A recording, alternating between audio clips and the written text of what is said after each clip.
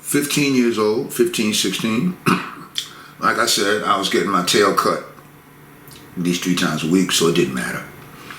I got to the point where I'm not going to my last 2 classes. Cut out, get on the bus, do the train, go down the Lower East Side, Avenue A, the Baruch Projects. At that time, remember now, we don't know no Cubans, nothing. Anything Latino, we saw Puerto Ricans. To us, Puerto Ricans, we were cocolos, okay? And the Puerto Ricans were the meters, okay? And all Puerto Ricans back then used to have DA haircuts trying to look like the Italian boys. And they would didn't nobody know that technique or nothing, but I didn't know that then. But that's what I heard, right? And I said, that shit sounds pretty cool, you know. So I wanted to have that because there was nobody else doing it. And then when I go on the other side and I see some black people playing, black Americans, it was like quote Africa stuff. Okay. Either one of them, there was some stuff I liked, some stuff I didn't like. So when I would sit down and play, the brothers would say, oh man, you play that Latin stuff. And when I sat with the Puerto Ricans, the ones that would let me sit and play, they said, man, you sit and play that African stuff. So I'm saying, excuse the expression, well, fuck, what? It's the first time, remember, anybody I saw that spoke Spanish looked Italian. First time, one day I went down there and wasn't nobody out. Maybe they went to another part, but there was this guy, blue-black, azul, with some gold teeth in his mouth, and he was sitting down playing a conga that didn't look like the other congas, like the plastic LPs and stuff that these guys were playing on. And one drum, and he was playing tres golpe. I didn't know that then, but he was, but it didn't sound like do-do-ding-ding-do-do. Okay, it was a whole nother edge to it, but it was like, whoa, wow, that feels, it felt like hot chocolate on a real cold day when you first get it. That's what it felt like wow, this is, and I asked him, he said, no English, but a little bit. And I said, man, where are you from? He said, soy Afro-Cubano. He didn't say soy Cubano, he said, soy Afro-Cubano. And I said, wow, I said, man, could I touch your drum? You know, he said, sure, go ahead, play. And what I played, for what I felt, he said, you not Cuban? No. Yes, you are. He said, you come with me. And the first thing I looked at him, I said, because the drum had me, but I looked at him, I said, you ain't no sissy, are you? You no sissy, right? You're not going to try to hurt me, right? Because I'm not going to let you hurt me. He said, no, I'm not going to let you hurt you. He lived in the project and he took me upstairs to his apartment. 11D. And that's the first time I saw Ocha. He had well, I didn't know what it was. It could have been a pilon, but what it was a bata that wasn't strung. Just a trunk with chango, the bataya for chango on it. And I saw Yemaya and the other ones. I didn't know who they were, but he said, this is tambor bata, this African drum. He had the rest of the congas that belonged to that set that he was playing. He said, this is conga. And the real name, Hikamo. He was an Avaqua, I didn't know that. I didn't know nothing about that. But he called it Hikamo. It's the first time I heard that. First time I heard Ocha, everything. He said, you play the style of black Cuban people.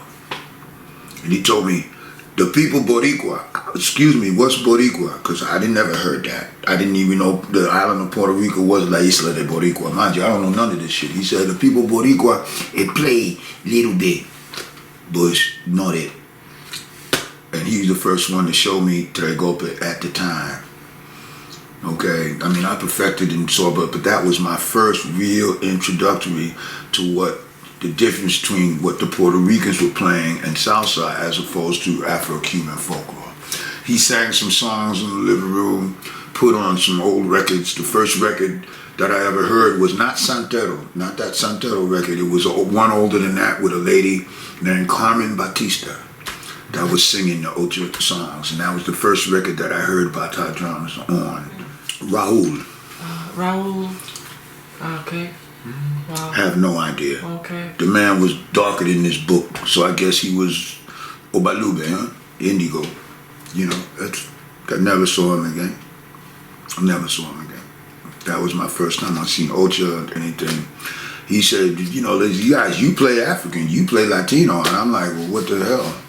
And he was the first one. He said, you play Cuban music, you don't even know it. Somebody in your family back there in Congo. And I didn't know nothing about readings, none of that stuff. He was just sitting there running stuff to me and showing me. He, in his way, he would say the god of the drum, Chango, and that's when he showed me about that.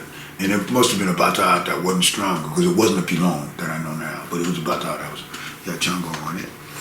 And his stuff wasn't even really beaded elaborately, you know, like just regular vessels. And he lived humbly, you know, project apartment, you know.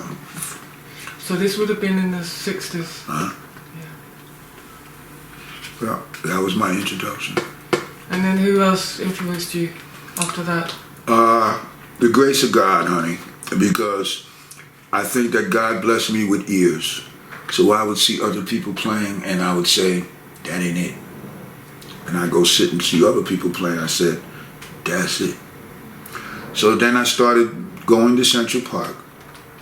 And in East Central Park, I saw a little more organization. That was really the first time I saw drums played in a battery. And besides the ding ding, it was still basically a Puerto Rican thing then. But there was this one brother that moved pianos for a living. His name was Richie Blackwell.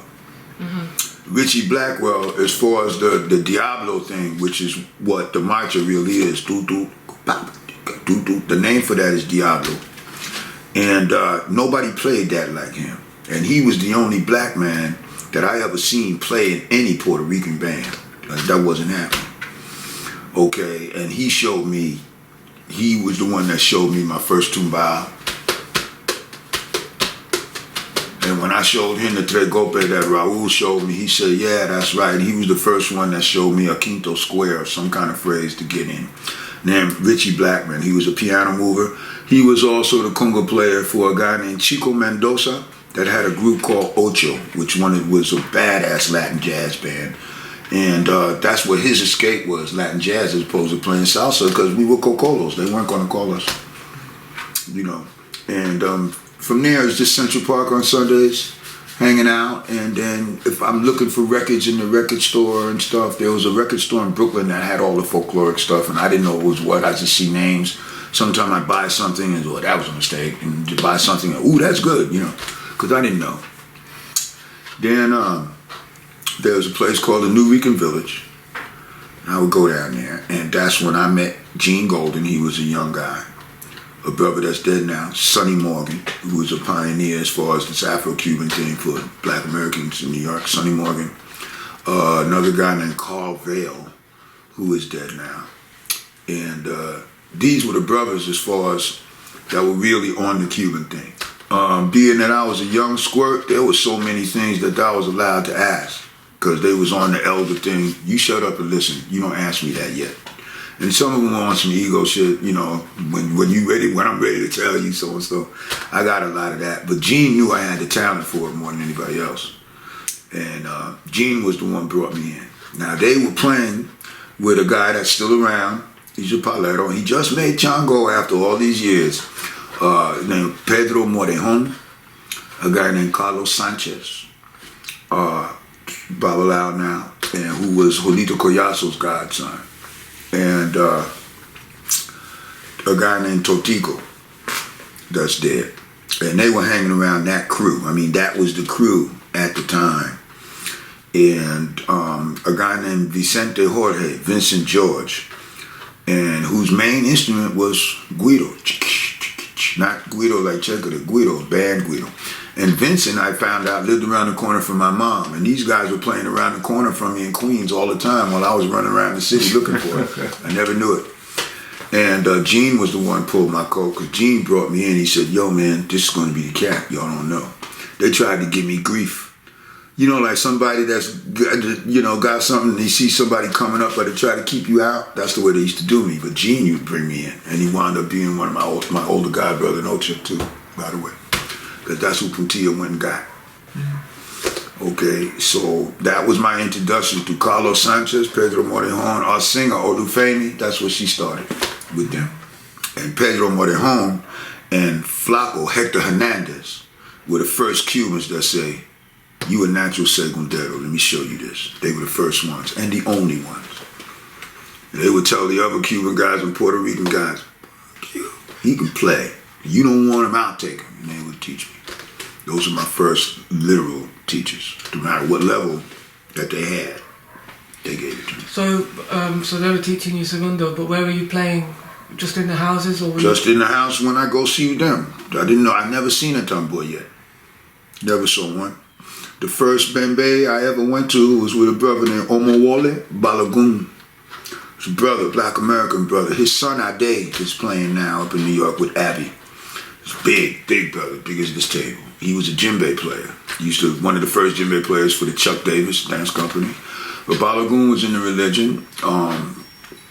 He tried to play bata. They didn't know it. Actually, I knew more than him, and what they was getting, I was giving it to him.